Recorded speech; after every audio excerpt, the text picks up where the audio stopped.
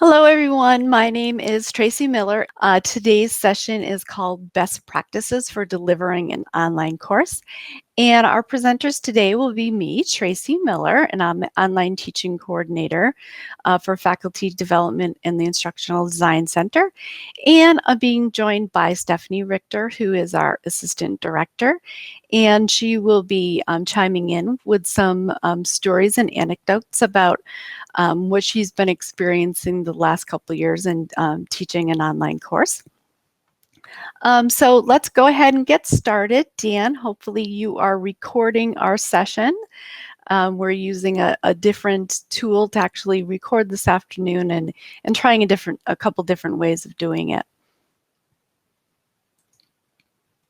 So what we hope to accomplish in our next 52 minutes together is we are going to discover some practical strategies on how to communicate with your students in an online course, grading student work online, and then supporting your online students. Those are kind of the focuses that we will be going over today.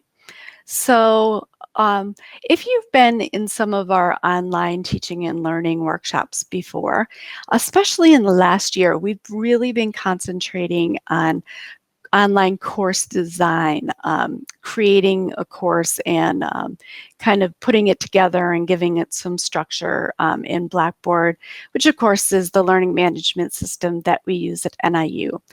Today, we are going to really be talking about course delivery. The slide you see in front of you is actually a lot of different components that make up an excellent online course. And so that's why I've kind of highlighted this online delivery, because that is what we are going to be really talking about this afternoon. And so what that means is that this is when you're actually teaching or when you're actually engaged with your students in the course. So the planning's been done already, and it may be something where you have already designed it and now the semester started, or maybe somebody else has designed it and you've been handed the course. And so we're really getting into the teaching at this point. And so I said in the description that, this is not so different than face-to-face, but what is different about it? You're still going to be communicating with your students, you're still going to be grading their work, and you're still going to be supporting their learning. What's different, I think the best word for it is sort of the approach you're going to take to doing it. And one of the first things is that there's this misconception with online teaching that you can't really get to know your students and they really can't get to know you. But it's just, you still need to do it. It's still very important to be able to get to know them and to communicate with them. But your approach is going to be a little bit different. And here's some ways you can get to know each other in an online environment. And I kind of broke this down into this idea that, students have different motivations and they may even have different motivations specifically for taking an online course. But really, our students can be very self-interest. They're all about themselves. They have their own concerns. They have their own lives. And, so we want to try to get to know them in a couple different ways. So if we know that they're self-interested, then in order to connect with them, we can connect the materials with the students' interests and then express some sort of interest in their lives. But we, as faculty and instructors, can also share something personal about ourselves, but not necessarily intimate about ourselves. And so I'm actually going to have Stephanie share a little bit if she's back on. I am, yes. Okay. Tell us a little bit about how you connected with your students. Sure. I'll turn my camera on a little bit there. So For my class this semester, I asked my students to do a pretty standard introduction for themselves, but I also introduced myself, and I shared a lot about me professionally, that I'm the assistant director in faculty development. I shared my background. It's a course on program evaluation, so I shared my background with evaluation and how I contribute to assessment here at NIU. But I wanted to go a little bit deeper, so one of the things I shared about myself, and I'll share with you now, is I'm a big thrifter, antiquer. On weekends, in fact, even this weekend, I tend to haunt estate sales and thrift stores and flea markets wherever I can find them. So I put a little line in my introduction to state that that's what I like to do. I find the types of things I look for, lots of vintage glassware and little bits of media that I use for making jewelry, because that's my other big hobby, is jewelry making. After I posted that, I got a call, oh, 2 days into the class, I swear, from a woman who was really nervous. She's coming back to school after 10 years. She's an undergraduate student, but in a baccalaureate completion program. So she's essentially a junior, definitely an upperclassman. And in that stage, she's really nervous that she's coming back for the first time after so long and not sure that she's really capable. But it helped to see that. And she called me, and I swear the first thing she said was, "You could be my daughter," because she was so excited that we had shared interests. She also is an estate sailor and antiquer. So we had a little conversation about that on the phone even, that let her feel like she knew me and let her know that somebody was out there with real interests who would help her be successful. So I thought it was just one small little line. I also put in my my introduction from last year that my sister had just gotten married, and I put in some photos about that. And I left them in because this year my sister's expecting a baby soon. And in both cases, I got comments last year and this year from some of my students who were also at the same position where they were getting married or had just gotten married or had other relatives or friends who were in the same situation. So sharing those sort of general details that say something about you, but at the same time, they're nothing secret, they're nothing really close, nothing that would be considered embarrassing or oversharing, but just made me seem, I think, more real to them and someone who they could connect with. Yeah, great examples. Thank you, Stephanie. And that really seemed to comfort that student too, and set them off in the right direction. So that's really helpful. And so the other thing is students are concerned about their academic life. So it's important that you identify and reward what you value, so they know how you are going to perceive their work and their academic persona, and then articulate your expectations so that they can meet them. This kind of ties in, but when I talk about the student's professional life, this might be a course that they are not necessarily taking for their major, or something maybe that they don't think they're interested in yet. And so to make those connections are important, but you can show your passion and enthusiasm for the discipline and for the work, and that will really help them too. And then if it is something that maybe is not part of their major, or they're not making the connections, then maybe it's a skill that is important that you're building. I know in Stephanie's class about evaluation, she really talks about evaluation being just a good life skill. There, you use it in a lot of different ways. And even if you don't think about yourself as a hardcore researcher, this is an important skill. And then again, just like Stephanie was saying with her student that was really already progressed in a professional career, and they definitely have things that are going on outside of their lives, just acknowledge that and let them know that there is a person behind this course. And that's, sharing real details and then acknowledging what you're learning about them. So that will help really everybody feel like they're getting more value from the course. So the next thing about communication is to communicate frequently.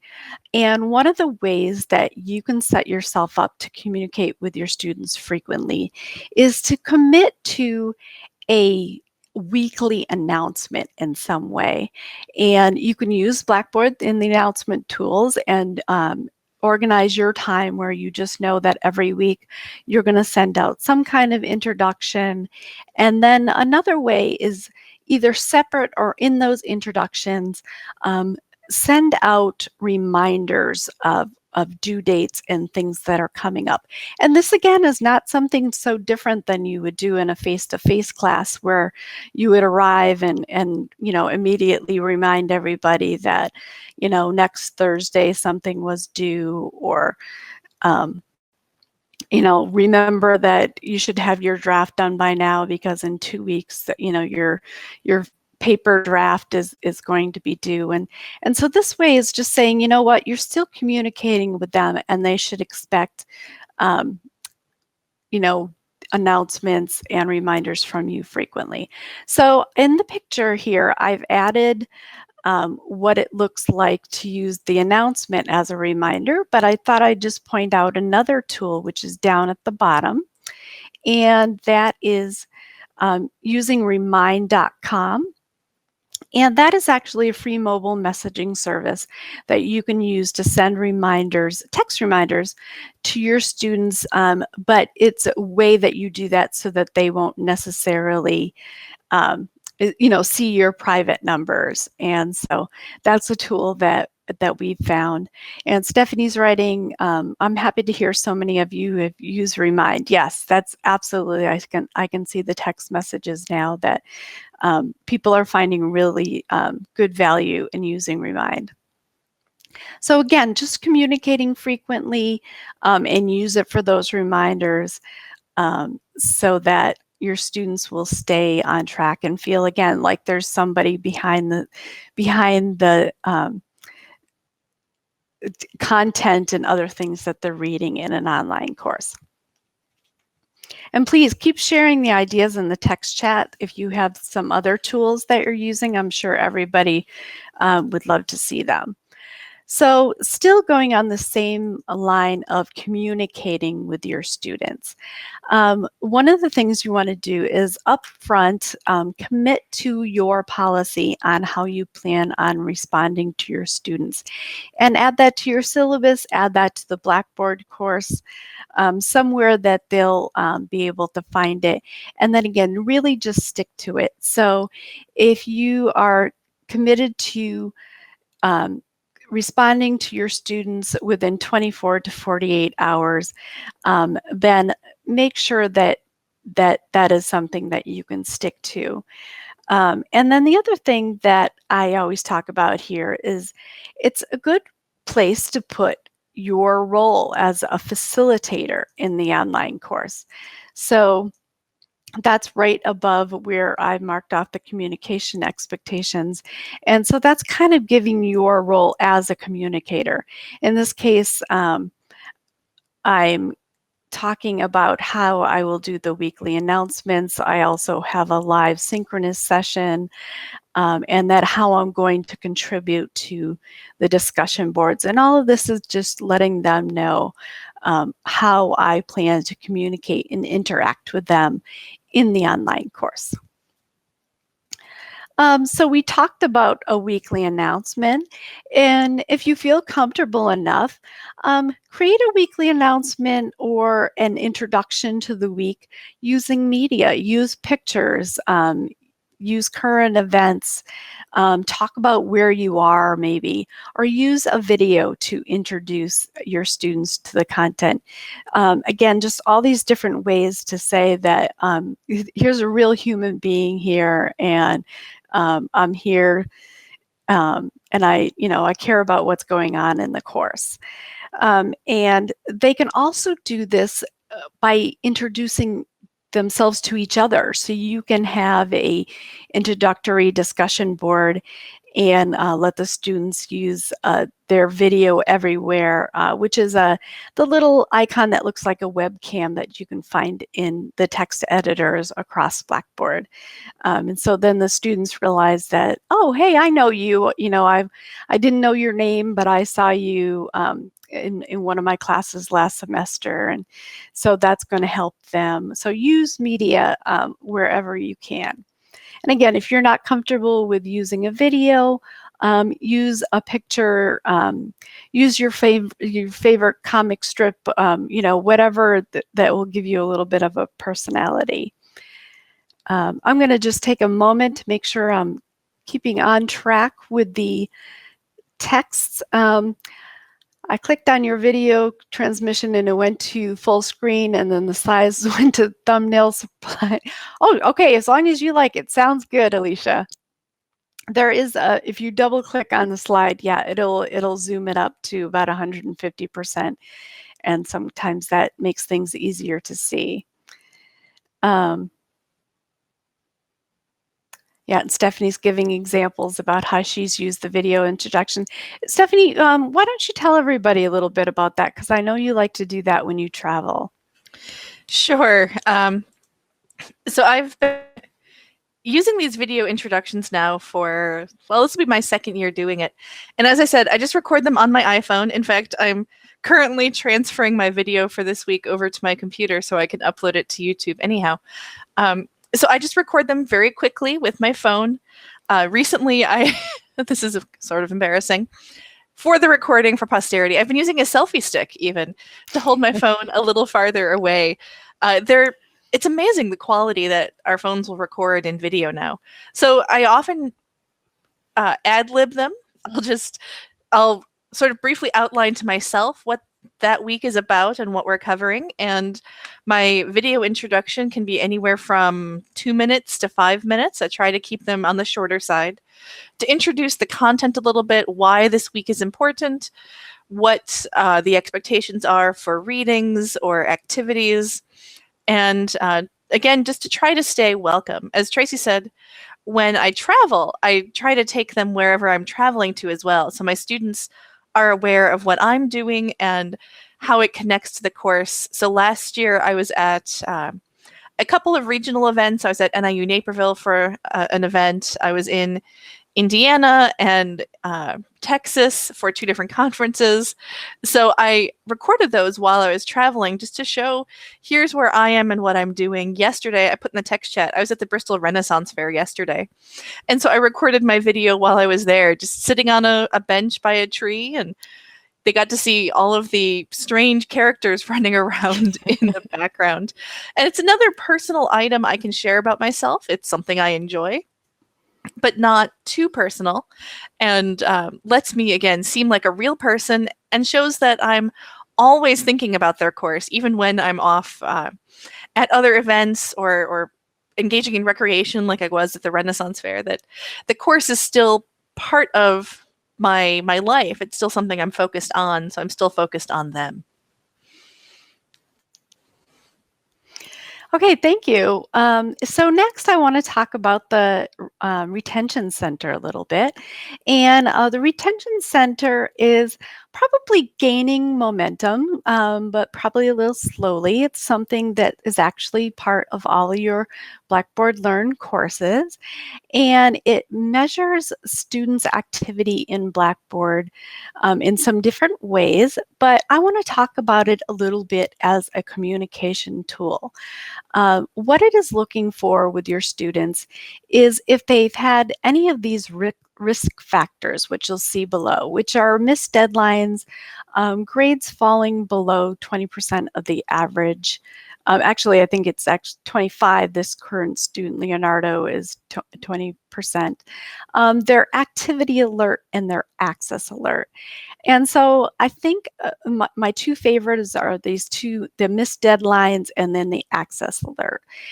So this can be something that if you notice that your students are not accessing the course on a regular basis, and that is something that is going to help them be successful, then it will trigger this alert in the retention center.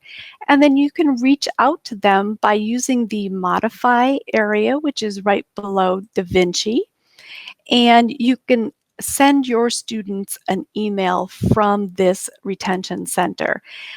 It comes up with a default message that will say, you are currently showing this risk factor, but you can definitely copy over that and post something a little bit more personalized, like, I've noticed that you haven't accessed the course in over 10 days, and it's really important to your success that you're in there on a regular basis and exploring the content and completing the assignments. So please do so. Whatever sort of message you think would be important. If it's something that's really starting to concern you too, you can suggest that they contact you for more communication, or perhaps meet with them at an office hour, which we'll actually talk about in just a couple of minutes. But you'll notice down at the bottom here, the bottom left-hand side is a notification history. And that's why I kind of like sending out these emails through the retention center, because that's going to keep a history of when you notified the students. And that'll just let you kind of keep track of it. And you might be watching the students and kind of looking back and say, it's been a week since I reached out to them and I haven't heard back from them. So I'm going to escalate it a little bit. So if you haven't seen the retention center before, when you really get into this online teaching, this is something that I think you'll find will be a valuable communication tool. But of course, all of these things are being triggered not only by their access and their deadlines, but it's also talking about their grades. And so in order to move into the next section, I thought the retention center was kind of a nice segue, because in order to be triggering these risk factors with their grades, you actually have to be doing some grading. And so that's why I thought I'd talk a little bit about some strategies for grading an online course. And this will help the students to know when they're falling behind and let them receive the feedback from you on how to be more successful in the course as they kind of work their way through it and complete different assessments in the online course. So let's talk about grading a little bit. First of all, here's some strategies for keeping your students and yourself on track. So first of all, let them know what your policies are for grading. Definitely want to add them to your syllabus, and then you can also add them to another part of the course, just so they can't miss it. But then again, let them know when they can expect feedback and grades from you. And down on the bottom here, I've added, and it's up to you what you want to make your policy, but I've committed to grading within 3 days after the due date. So here's a couple of things that the strategies that I kind of wanted to point out. So kind of went over a couple of them. Let your students know what the policies are, have it on your syllabus and somewhere else in the course. And then, think about, pull your calendar out and think about when those due dates are and what it's going to mean to you to have to grade them within 3 days. So let's say you don't want to have to grade things over the weekend. Then don't make the due dates Friday at midnight. Or let's say that you have a face-to-face Monday class.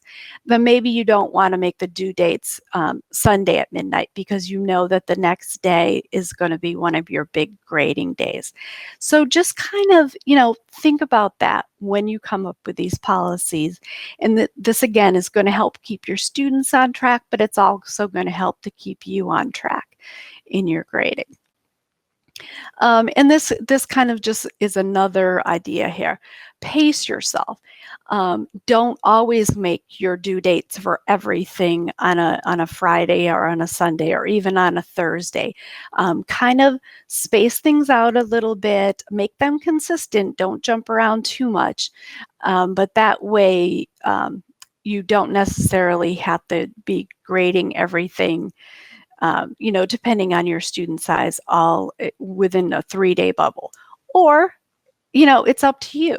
Maybe you like to grade over the weekend. That's when you can kind of zoom in and focus, and you just as soon, get it all done at one time. You just kind of thinking about these things in order to really be able to meet that commitment to your students, to be able to get grades and feedback to them within a certain time period. The other thing that I've noticed with working with faculty over the last year especially is that you find with online students that some of them are early posters. If you're grading a discussion board, some of them are going to just jump in there and start doing their assignment right away. And other ones are going to wait until 5 minutes before the due date, right? So use that to your advantage. If you know that there's a certain percentage of the students that are going to be those early posters, go ahead and grade them, get things started, at least start reading through those early posters. And that way, when the due date comes around, you're really just grading those folks that are waiting until the last minute to post. And it'll kind of widen your time where you're not going to have to grade so many right at the end there. Kristen said, I found most students taking my online courses want due dates on the weekend due to their work schedules. Anyone else? Yes, if anyone else has some feedback, then please contribute to this. Yes, and the students probably are thinking about that, because if they're also have a career, then they're going to want to be doing their work over the weekends. And so maybe your due dates are going to be, you're definitely going to want to meet their needs. Maybe your feedback policy is going to be a little bit different. Also, let them know if there is going to be a time where you know that you're not going to be able to respond to them during your normal commitment times, so that they're not, nervous because they haven't heard back from you.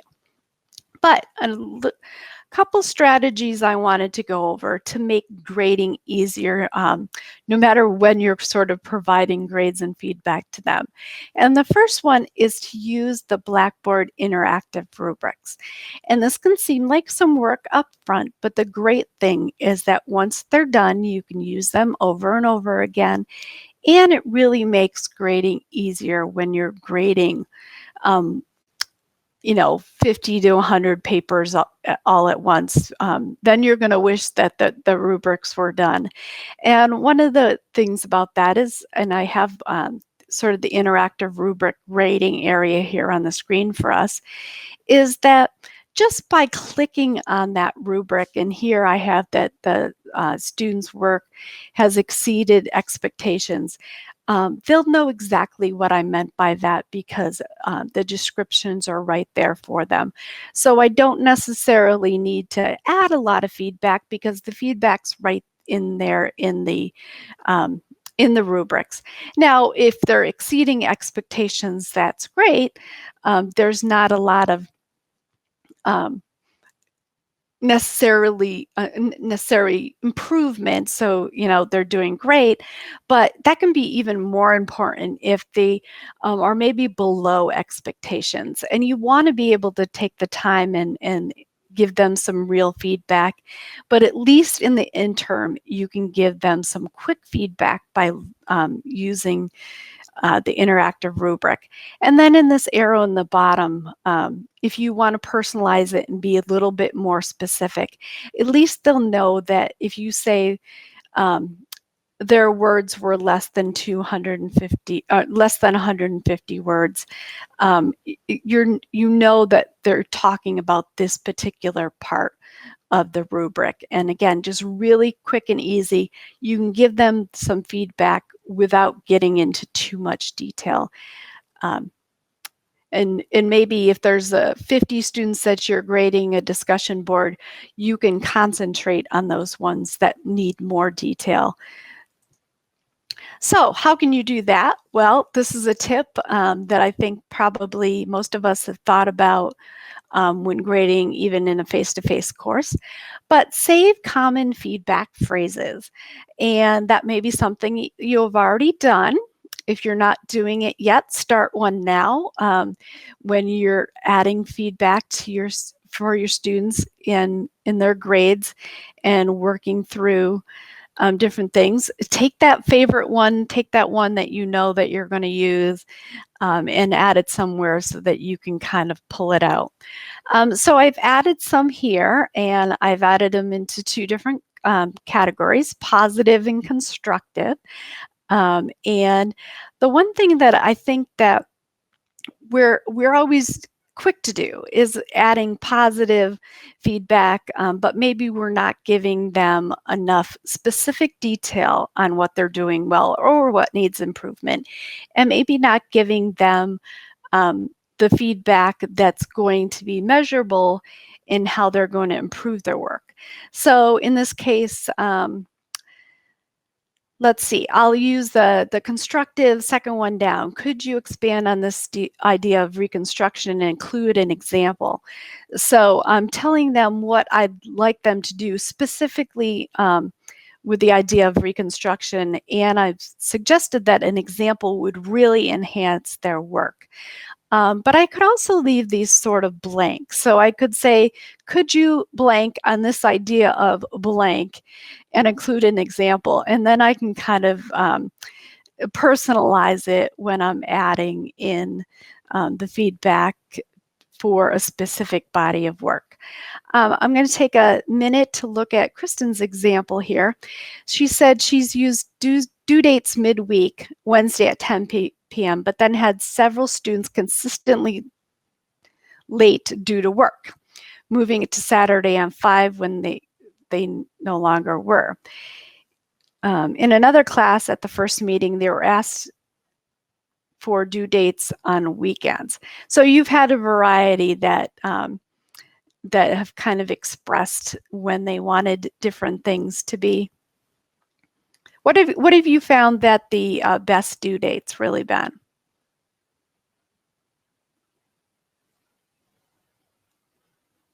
And that really, and Kristen, I'll give you a minute to type in there. That really could be a difference in the course and the students that are in the course. Stephanie, do you have any examples of some great feedback phrases that you've used? Sure. Excuse me. Yeah, I should give some background for my course in particular. I let students turn their assignment in a second time for feedback or for revisions. So I've been using the achievements feature in Blackboard where students can earn digital badges if they achieve a high level of mastery. And so I let them turn it in once. I grade it using the rubric, which fortunately does cut down on the amount of feedback I need to give, because if I've marked you down on the rubric, you can see why that was and extrapolate why you didn't, what you should have done differently. But I've used a lot of phrases. Great work comes up a lot, of course, but I tried to be really specific that good insight. I use several different phrases around having good insight because I feel like that's a little bit more constructive than just good job.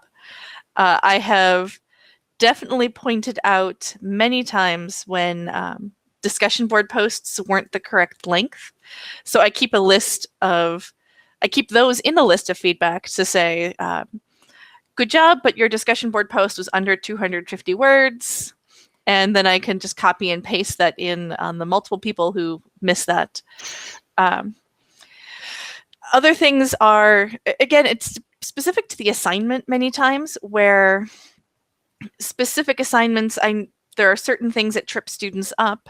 And so when I see those come up frequently, then that's feedback to me, of course, that I need to maybe clarify this a little bit. But sometimes it's just pointing out a different resource.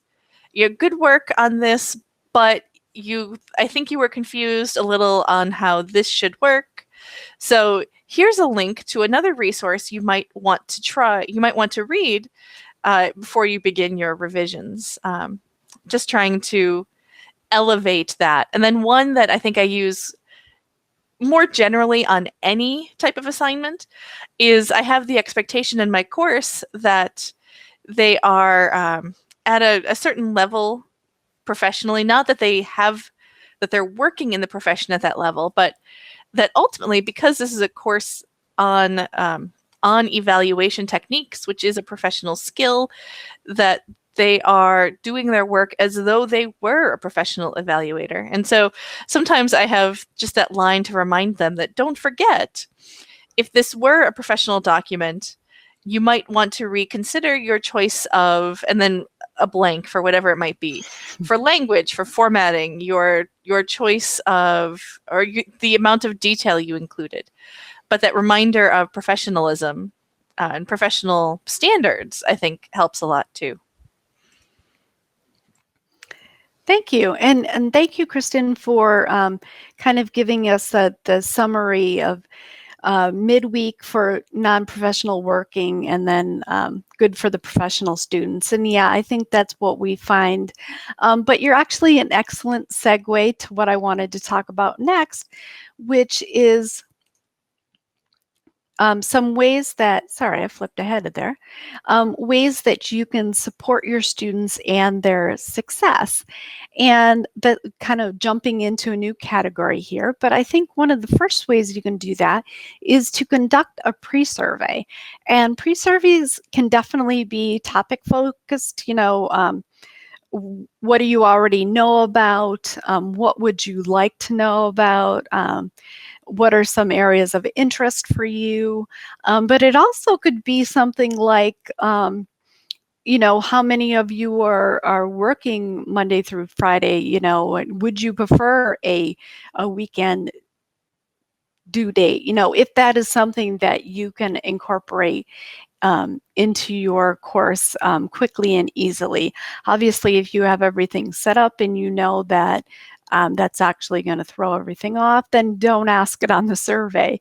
But at least getting a little bit of knowledge about your students and how you can set them up to be successful, a survey would work out well. Stephanie, you have something to add? I just wanted to point out, because if I were hearing this, that I should wait until the course is started and survey my students before I set deadlines, that would freak me out in a number of ways. They're on the syllabus, particularly if Right. the due date tool in Blackboard, though. I wanted to point out that there's a tool called Date Management that will let you see all of the deadlines, the due dates you've set in your course, and adjust them on one screen. So if you wanted to incorporate something like that, where you wanted to find out, is it better for due dates to be Wednesdays or Saturdays or Sundays? Using that date management tool in Blackboard will make it easy for you to adjust those in Blackboard at least. And then you just need to change them also on your syllabus or course schedule to post them in Blackboard, to post that so that they're available there too. That's a great suggestion. I had almost forgotten about that tool. Thank you so much. Some of the other things you can ask them about. What are your goals? So, understanding what your students' goals for this course are can really help for you, again, to understand them, but also to help them meet those goals.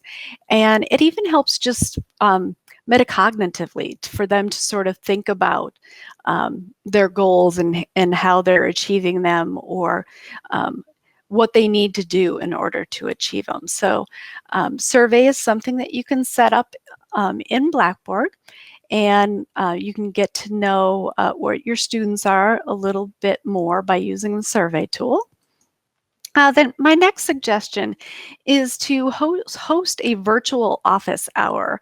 And you can definitely use a variety of different tools. You can even use the new Blackboard Collaborate or the old Blackboard Collaborate. And you want to be able to give your students a consistent office hour time. Just to save you some work, you want to make sure that there's a time that's sort of been slotted off for a virtual office hour. And then if you do have time or if a student really reaches out and you can make other time for them, you can definitely have a virtual office hour at any given time. Oh, Dan's probably got some Collaborate Ultra information. Dan, go ahead. Hi, Tracy. This is Dan. Actually, it so happens that even though this semester we don't really have Blackboard Collaborate Ultra implemented, for those faculty who would like to try it, I can make it available to them, and you can experiment with using it maybe in a virtual office hours. That's how I've been using it. I've had one synchronous session and have had great success with it. But if there's anyone out there who would like to try it, and it's from my perspective, it's a big upgrade. It will be available next year, but I'm not sure whether that's the spring or the summer. But if you want to get a head start and maybe try looking at it, maybe even this semester, I would be happy to work with you on that. Ooh, and Dan, you got your first volunteer. Alicia would love to try the new version. All right, Alicia, I'll work with you on that. Thank you, Dan. Okay, so again, anytime you want to ask me a question or any of us a question, just jump in. But what I'm suggesting here is that in order to support your students, that you do provide them with either an FAQ or a Q&A discussion area. And that could be on using the technology. Maybe it's even a question on your grading policy or when an assignment's due. But it can also be topic specific. So if you wanted to host a weekly Q&A discussion based on a different specific topic, or maybe a recent reading or even a current event, using these tools, they're there for you. Go ahead and have a Q&A discussion. I even worked with a faculty member this summer that hosted a live Q&A discussion. And I'm anxious to hear back from them on how that worked out. But even though discussion boards are typically used asynchronously, they actually used it synchronously and plotted out a certain hour of the week in which the faculty member was going to be available to answer questions on a discussion forum. So that was kind of a little bit different. But, you know, sometimes those students that are really shy face-to-face, or even those students that are fine face-to-face but are just a little hesitant to raise their hand, are very comfortable with adding things to a Q&A discussion. So that's another way that can really help your students be successful and making sure that they're not missing a concept. So this next one is something that goes along with that. And it's an activity that I used to do a lot with my participants, and that's to, we would hand out an index card and we'd say, could you just tell us what you were most unclear about? And we'd call it the muddiest points. And so that way the students can kind of low risk add what they were sort of unsure about. And then that would be something that I would know that I needed to address it right away, or I needed to go back and do some research, maybe clarify my instructions or my content, and really help the students with their muddiest point before I went on to the next thing that maybe was going to need clarity on that muddiest point. And so what I'm suggesting here is not only can you do a muddiest point discussion board or activity, or some way that the students can express to them something that's not quite clear to them. But a lot of those strategies that you're already using, whether it be a think, pair, share, or a group project or something that you're doing in your face-to-face course, you can also do it in your online course. It just usually takes a little bit of rethinking about how you can actually accomplish it. So definitely reach out to any of us if there's an activity that you've always really like to do in your face-to-face class, and now you're thinking about adding it into your online course. So the next thing, other ways that you can support your student learning, and that's to remember that there's lots of support units here on campus, and you can definitely refer your students to them. And I'm going to add some. Stephanie, I just noticed in the text chat, she used the journal and Blackboard to reflect and share on what is confusing. Yes, that's definitely a good use, because the students aren't necessarily outing themselves and saying, you know, hey, I didn't know this concept. They're keeping it more between themselves and the instructor.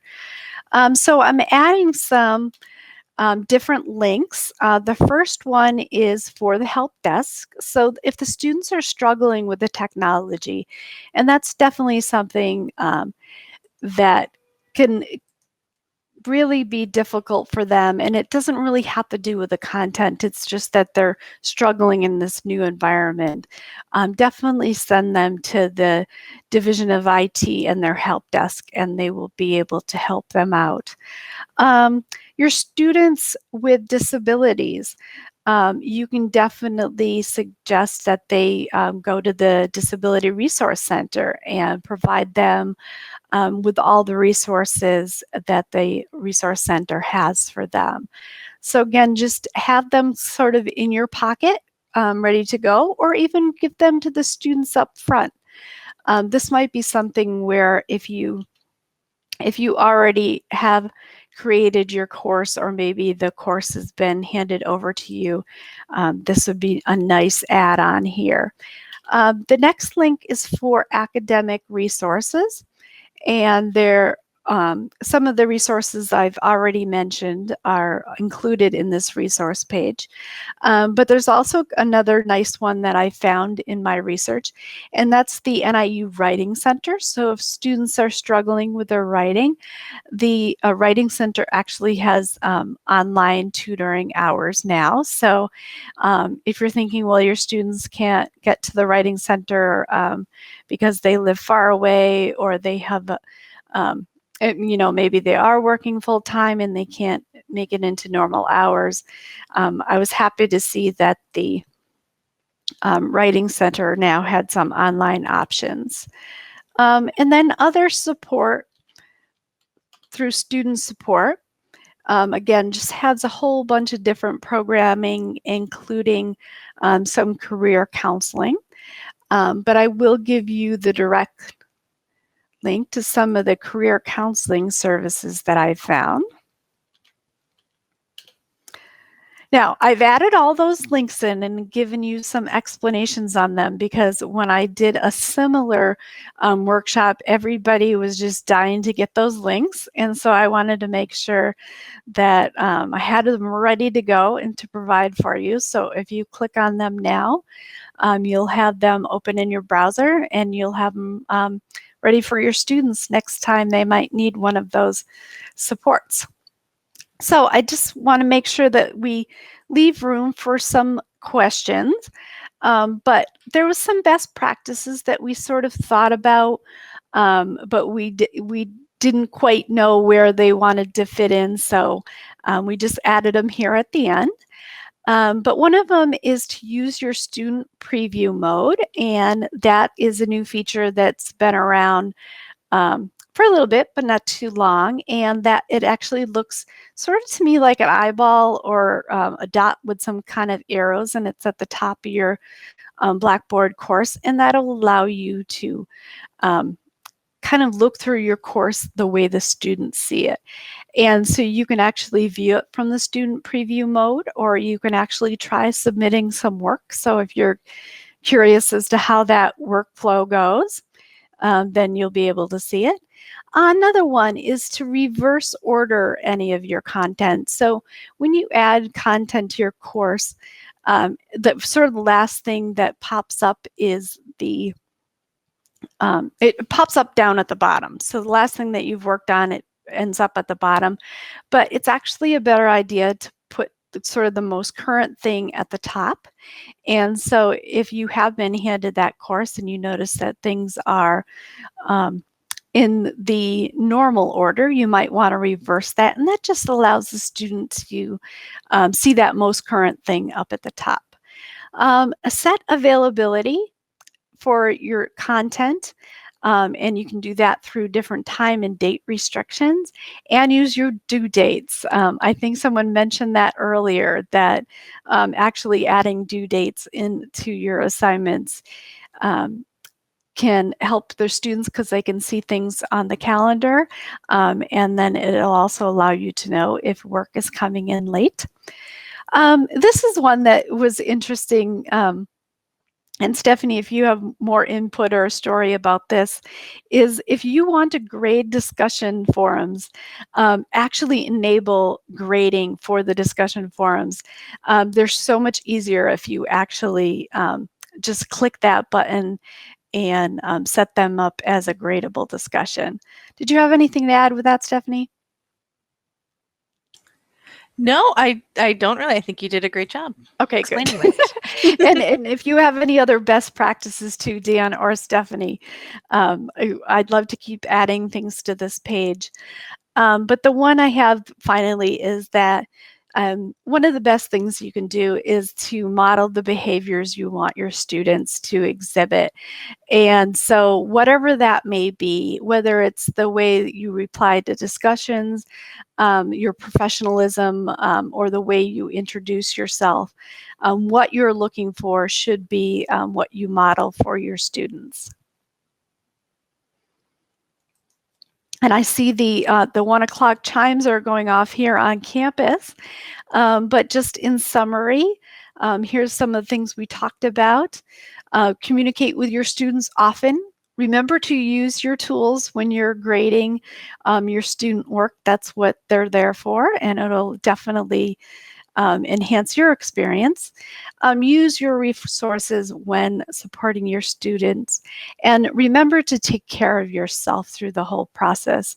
It'll be important for yourself and for your students. Thank you again for coming.